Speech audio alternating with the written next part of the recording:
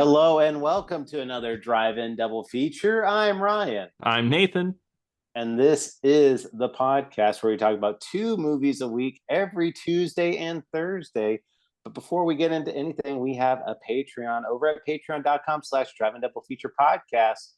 So Nathan, I was over at my city's like event that they were having, and they were doing Mhm.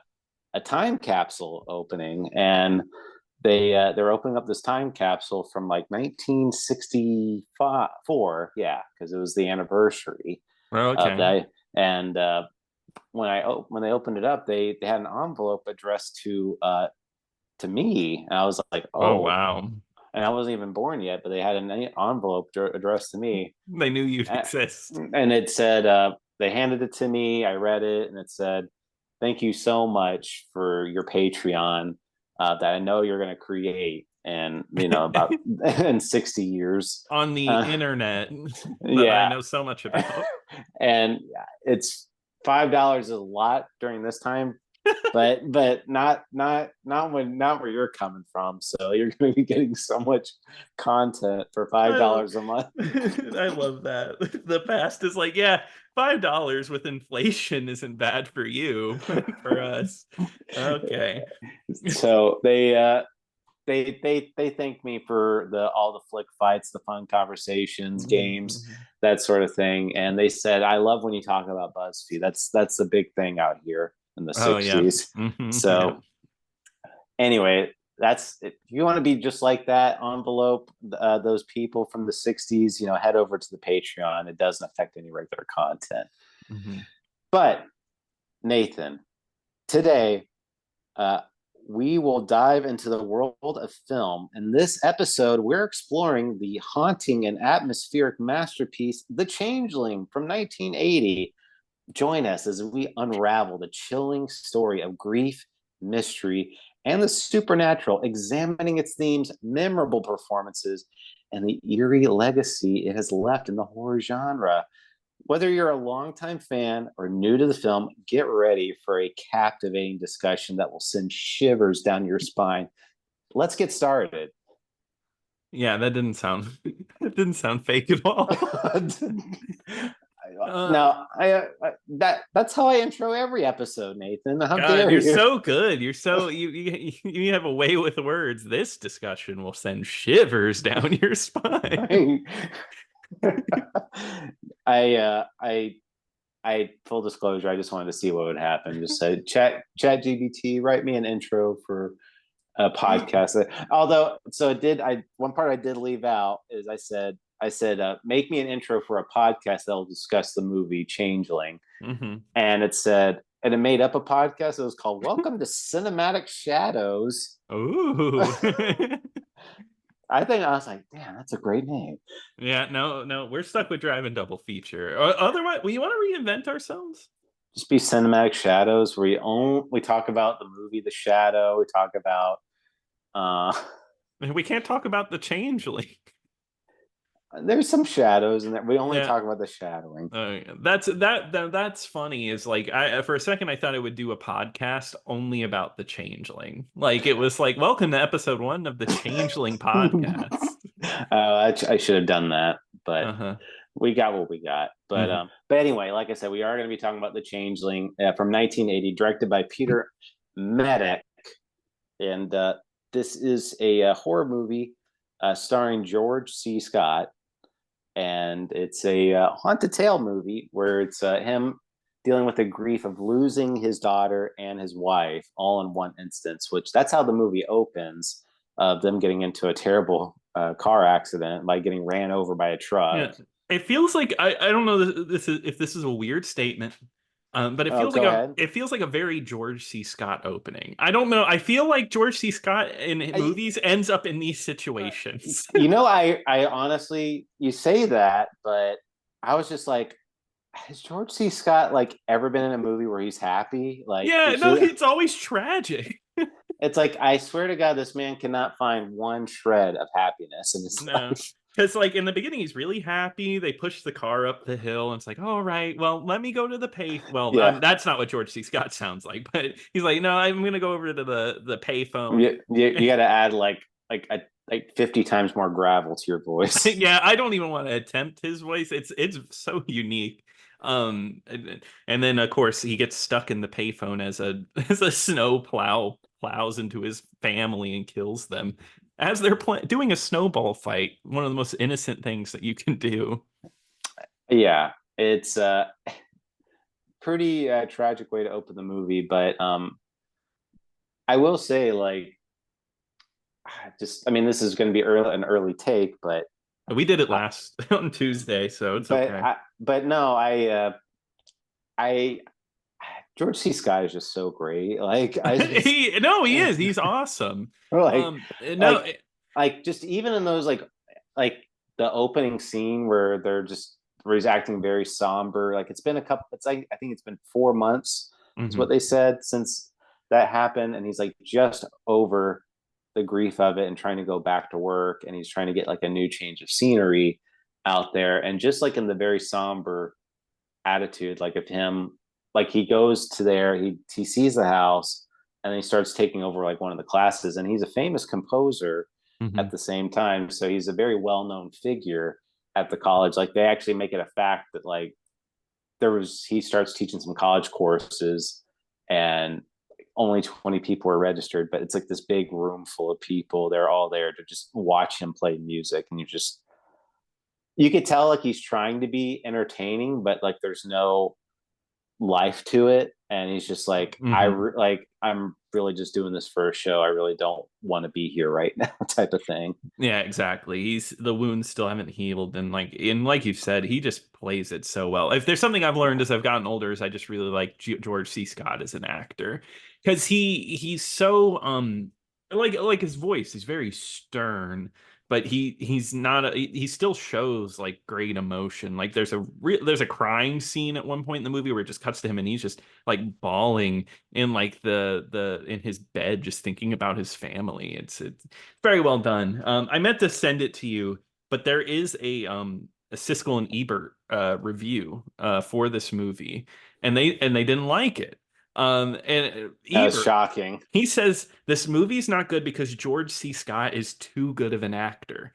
It's so weird. He's like, he's too good of an actor. In a haunted house movie like this, we need someone who's over the top so we can really feel the Yeah, scares. And it's like, yeah. what? God forbid they have a little bit of subtlety in Yeah, this movie, like yeah, God forbid, like that. There's an actual like great subtle performance here, and you're gonna trash it because it's too good.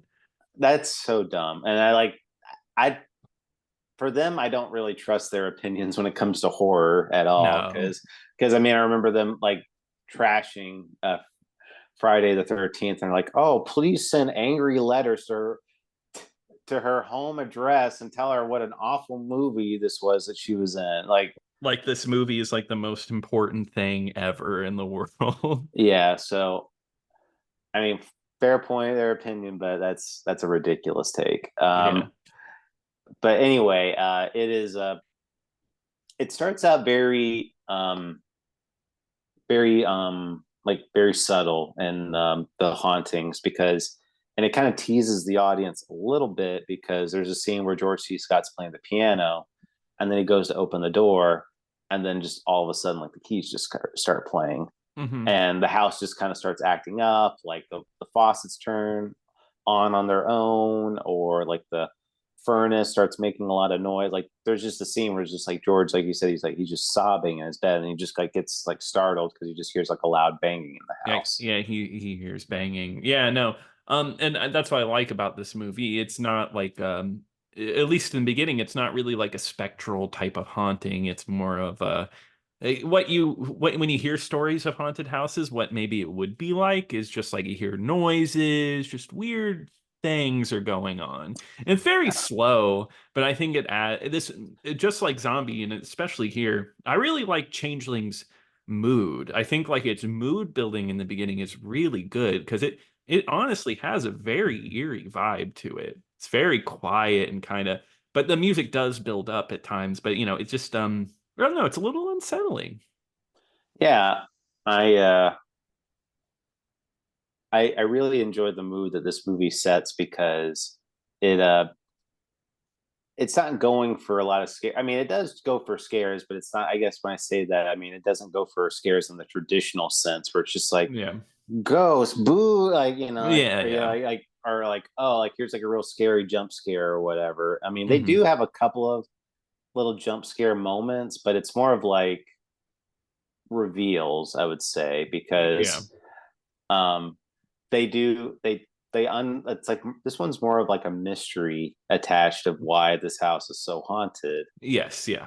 And I do like that there's subtle ways of George C. Scott like trying to prove that the house is haunted. Hmm. um like he goes and talks to them and they just say like the lady there just kind of tells them like real like you should not be living in that house, like this is that Yeah. house is bad news.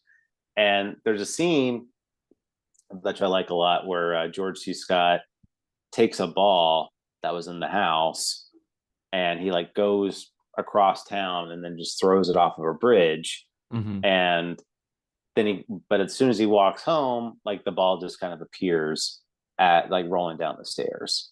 Yeah, yeah, exactly. But kind of like what like Ebert was getting at, it's not over the top. His like reaction to that, he starts yelling, but not like in this like I'm so scared kind of way. It's more like questioning, like what do you want? And that's I like that it's not a huge leap for him because he brings in that consultant to speak to the dead, and it almost is like a cut to that. It's not like, oh, what do I do? How do I do that? It's almost like, oh yeah, okay, well, I got to figure out what's going on here. So let me call this person who can speak the dead to the dead. Yeah, and what they find out is they do like a medium. They bring him in a medium Hmm. to speak to the dead, and they're able to write down like the notes, and they find out that the haunted house is actually haunted by a little boy named Joseph. Hmm. And And I do want to say I love that scene of because she speaks to the dead and they write through her hand and it's like a mhm. big like scraping like yes no written on these pieces of paper. It's cool. Yeah, no, that's a really good scene. Hmm. And uh, we do find out that it was a little boy, and they do show the death of the little boy. What happened is that the little boy's father, well, the little boy was really sickly, paralyzed, in a wheelchair, the whole deal. Hmm. Um, and but it turned out that their father, the boy's father, had drowned them in the bathtub, Yes, yeah. and because they didn't want the little boy to inherit this large fortune from the grandfather, so Hmm. they just drowned him because since he was paralyzed, they just held his legs up and was just like, okay, can't do anything now. and Yeah. and it's through through all of this, they do kind of like tease earlier of what the twist is going to be, because they do show a senator at the very beginning of the movie, like, oh, here's this Hmm. guy, like giving a speech. And turns out he plays like a really big part in this movie. Yes, yeah, yeah, because he's the changeling of the title, as you would say. It's like that's how everything is connected because he is related to this family. And George C. Scott like really tries to hunt him down to figure out answers because he found a like a necklace and is like trying to show the senators like, please speak to me. Um, so the like that's where the mystery goes in this movie. I will say that I like this movie overall. I did enjoy it a lot. I think maybe at this first reveal where the guy shows up to his house is like, you need to give me that necklace. And like we like there's like this mystery. And I don't know if at first I really liked the mystery, but it really does play with it really well. I think like I really love the well scene where they dig down in the well of in the lady's home and there's just the dead or it's the hand, it's the skeleton's hand down there. um and like George C. Scott doesn't even react like too crazy as you would expect. He's like, there's a hand down here. Yeah, they you see that. And the most notable thing is you see a medallion, like I guess it's the christening medallion or whatever, like, but it has the little boy's name on it, and it starts kind of like floating above the Hmm. grave, which was kind of cool looking. And Hmm. that's you see that a lot, and you do hear the little boy's voice a lot at Hmm. certain points where it's just like, my name is Joseph, my father, my darling. So Hmm.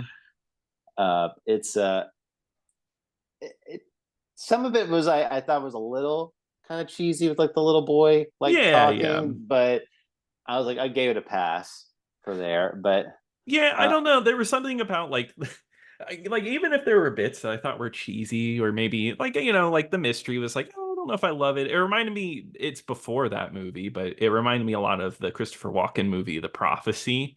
Um I haven't seen that. yeah, well, it reminded me a lot of that. And I don't know, but like there's just something about the mood it builds. I think it's like a go with it. The movie is like go with me here, and I was there for the journey. I think it all ends pretty well. I wish more people had seen this because I feel like there's like a way. Like how many people have seen this? Like, is this a popular movie at all? Because I had never heard of it until I, this week. I think it's a cult classic among horror fans because Okay. it's I've heard about this movie for a long time, and I've actually have owned it on DVD for the longest time, but I just have never gotten around to it. So Hmm. I'd been always wanting to see it. It but it does hold its title of cult classic pretty well though, because I feel like not a lot of people talk about it, but it is well known amongst the circle of horror fans, Okay. um, and I think it's completely deserved. I mean, it's this movie was pretty fun for me to watch. It was actually a pretty gripping horror story. I had a good time with it. The big mystery, though, is that it turns out that the little boy had drowned, and then they passed off the senator as like the second Hmm. youngest child.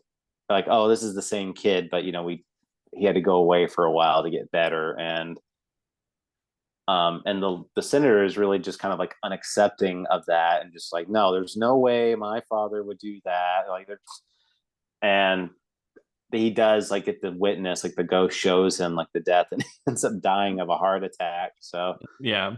and the whole house ends up getting burnt down.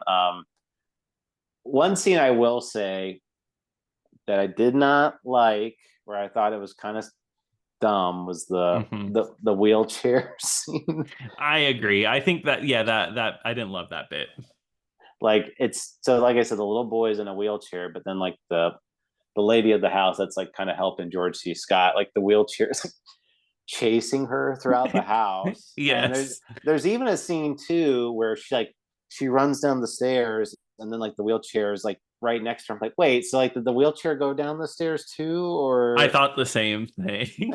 like it? So it's a little silly, I thought, and I'm just like, okay, like I that could have easily have been taken out, and I don't think I would I think it would have been just fine. No, I agree. But there's something about it. It was so committed to its bit, I guess. It was like, you know what, we're doing it even if it's a little silly. And I can kind of appreciate that. Yeah, I just to me it feels a little out of place, I but got you. Yeah. um just for the mood that it's going for. But overall, like I said, like the mood's great. Pretty decent performances out of everybody. George C. Scott, of course, delivers an above average like performance for a horror movie. I mean, Hmm. I guess they wanted somebody that sucked to be in this movie or Yeah, something. what I don't now that I don't understand.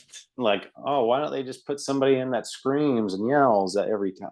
But you know, George C. Scott does do that, but I don't think a man going through grief and knowing that the fact that his whole life was just kind of turned upside down, because this is kind of like his redemption, I guess, or like something where he could like, I wasn't able to save my daughter and wife, so this is Hmm. something that I can actually fix. I can actually help a situation do this. So he wasn't really looking to be like scared or anything like that. Like, he was actually trying to be helpful in the situation and like actually solve and get to the truth of things.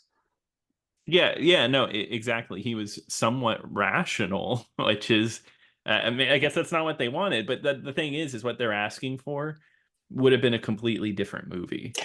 I know. I was just if somebody over the top was in this movie, I don't know how well it would have fared for me, Mm-hmm. um but overall, I definitely give this one a recommend. This is a movie you should probably check out, especially if you love horror movies. This is one that's I would probably go out of your way to see, because this is one of those like movies that have been overlooked over the years that I think deserve a lot more attention.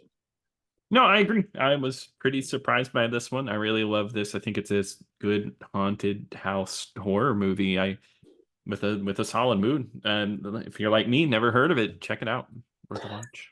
Any George C. Scott fans that have skipped over this one, if you're a Scott deletionist, go see it. Yeah, stop watching Patton for the 50th time and put this on. Yeah, yeah. I know. I know. It's hard for me to turn off Patton. Yeah, it's like Patton and Doctor Strangelove are Yeah. just playing constantly in my house. It's hard for me to turn off Patton because I fall asleep every time. It just keeps playing over and over as I sleep. Yeah. It's like when you're at a birthday party. Yeah, exactly. Mm-hmm. Um, well, that's going to do it for this episode. Thank you so much for joining us. But we're going to keep the spooky vibes going with what, Nathan? All right, Ryan, get ready. You are going to be excited because we are going to be talking about a full moon movie. Come on, it's October. We got to talk about a full moon horror movie. And we're going to be talking Do we about, have to? yes, we do. We have, because I'm picking it. We're watching 1989's Puppet Master, which is streaming right now on Tubi. Fantastic. I would love to talk about that one. I hope you haven't. Have you seen it? I have not. So Oh boy. that's great news. Um, so we're going to continue it with a movie that I've wanted to see for a while now. And we're going to be talking about 1986's Chopping Mall. And that is streaming for free on Tubi as well. So be sure and check that one out. But I'm so excited for those picks. But I'm really excited for you to send me an email over at driveanddoubleFeaturePodcast@gmail.com. Don't forget to follow us on X at DIDFpod right after you purchase your blue check mark. And then please check out our Patreon at patreon.com/driveanddoubleFeaturePodcast. But until next time. Until next time.